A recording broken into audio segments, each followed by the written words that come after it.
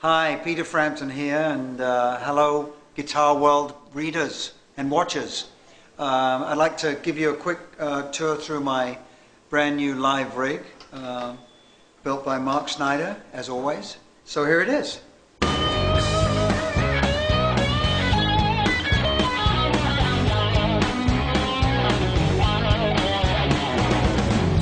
Okay, so when we put this rig together this time, we decided to make it kind of component-like.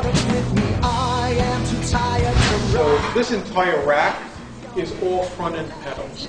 So if Peter decides that he doesn't want to use pedals or change stuff around, we can eliminate this entire rack by flipping that switch and unplugging the cables. And then there's the amplifier components. So there's the talk box amp Marshall, there's the main Marshall, and there's the basement.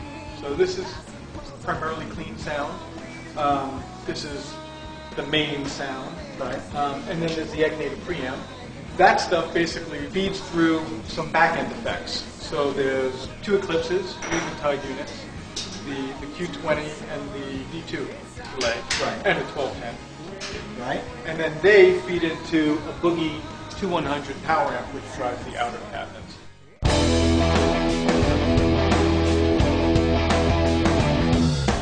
This is my main Marshall here. It's just basically got an extra tube in there for some extra overloading situation, for some nice distortion there. And of course it's got the master volume on an amp that never really was made to have a master volume. It's a 70s Marshall.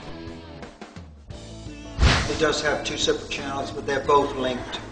They're really extra tone controls as well as being overall volumes for each channel. There's one is EQ is different on each one. And then we've got the talk box here. I was using a little 20 watt for a while, and then one day that blew up, so I had the backup 100 watt, and I realized that that was the sound that I was used to. So the pedal board, there's this entire pedal board, which is basically one loop that's programmable on a switch, and it's an access switch. So if Peter decides he's not going to use it for a leg of a tour or a couple of shows, he can just eliminate this entire pedal board. And the main pedal board is very simple.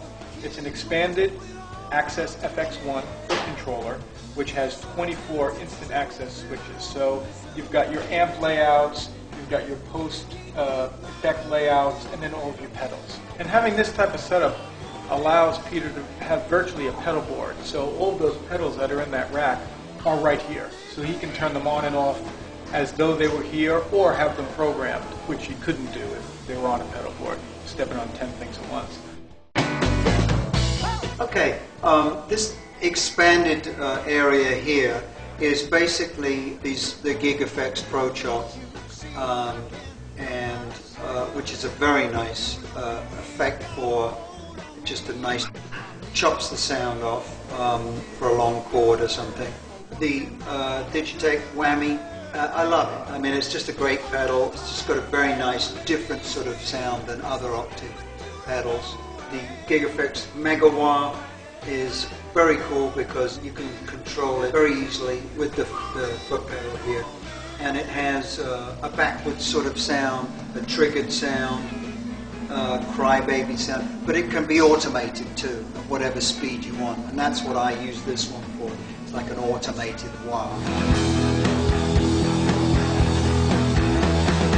It's based on a 57. The original one that I had, the pickups had been changed around the way you control them.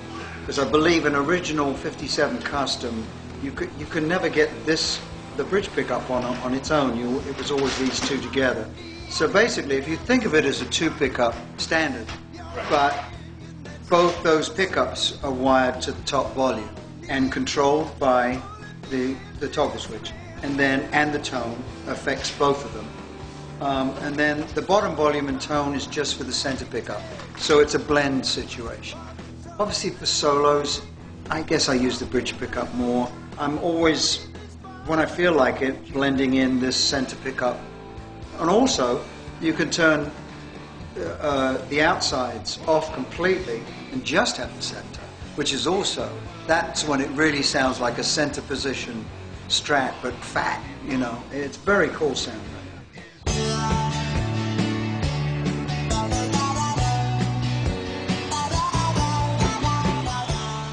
See you on the road.